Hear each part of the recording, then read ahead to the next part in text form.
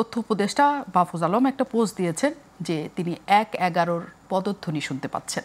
১/১১ প্রসঙ্গ ঠিক ৫ তারিখের আগে তথ্য উপদেষ্টার থেকে আসার কোনো রকমের ইঙ্গিত সরকারের জায়গা থেকে আছে কিনা বা আপনারা জানেন কিনা? কয়েকদিন আগেও আমরা বিএনপি মহাসচিবকেও আসলে বলতে দেখেছি, ওনারা ১/১১ কথা বলেছেন। এটা আসলে যারা রাজনীতিবিদ আছেন বা যারা উপদেষ্টা আছেন তারা এটা আসলে সবাইকে একটু সাবধান করে দেওয়া, এটা এ ধরনের বক্তব্য, যাতে কেউ কখনো এরকম কোনো চিন্তা না করে যে বাংলাদেশে এরকম একটা পরিস্থিতি তৈরি না হয়, যাতে এটা আমার মনে হয় সেই সাবধানতার একটা অংশ হিসেবেই হয়তো এই কথা উনি বলেছেন। এটা যে প্রথম উনি বলেছেন বিষয়টা এরকম না।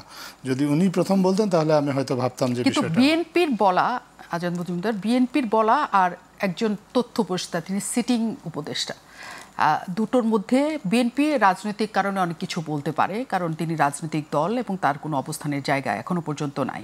তিনি একটা বড় রাজনৈতিক দলের নেতারা অনেক রাজনৈতিক বক্তব্য দিতে পারে, কিন্তু যখন একটা সরকারের উপদেষ্টা এবং তথ্য মন্ত্রণালয়ের মতো একটা মন্ত্রণালয়ের উপদেষ্টা কোনো একটা বক্তব্য রাখেন, আমরা ধরে নেই যে ওই বক্তব্যটার বড় ধরনের কোনো কারণ আছে, প্রমাণ আছে বা কোনো তথ্য তার কাছে আছে, নইলে এই ধরনের বক্তব্য কি আসার কথা?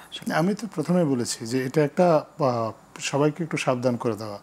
আপনি তো দেখেছেন যে আপনার বিভিন্ন সময়ে সরকারকে অস্থিতিশীল করা, দেশকে অস্থিতিশীল করার বিভিন্ন ধরনের চেষ্টা বিভিন্ন মহল থেকে হয়েছে। কেউ যাতে এরকম চিন্তা না করে সেই সাবধানতার অংশ হিসাবে উনি হয়তো এটা উচ্চারণ করেছেন। উনি সুনির্দিষ্টভাবে বলেননি যে কেউ ১/১১ চেষ্টা করছে বা ১/১১ মতো কোনো কিছু চেষ্টা করছে। আর এই একটা জিনিস হচ্ছে যে আমরা তো বিভিন্ন সময় বিভিন্নজন বিভিন্নভাবে বক্তব্য দেয়, একজন একজনের বক্তব্য এক একভাবে ইন্টারপ্রেট করে। কে কার বক্তব্য কোনভাবে ইন্টারপ্রেট করবে এটা একান্তই তার নিজস্ব বিষয়। তবে আমরা একটা জিনিস আমরা বিশ্বাস করি যে আমাদের যে জুলাই যে গণ অভ্যুত্থানটা হয়েছে, যে কারণে হয়েছে এই কারণটা সবাই জানে, এবং এই স্পিরিটটাও দেশের আপামর যে বিশেষ করে যে রাজনৈতিক দলগুলো আছে সবাই ধারণ করে।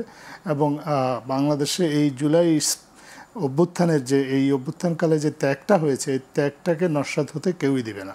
সবাই সচেতন আছে, সবাই চাইবে যে এই জুলাই অভ্যুত্থানের স্পিরিটটাকে ধারণ করে বাংলাদেশটাকে যাতে আবার নতুন করে তৈরি করা যায়।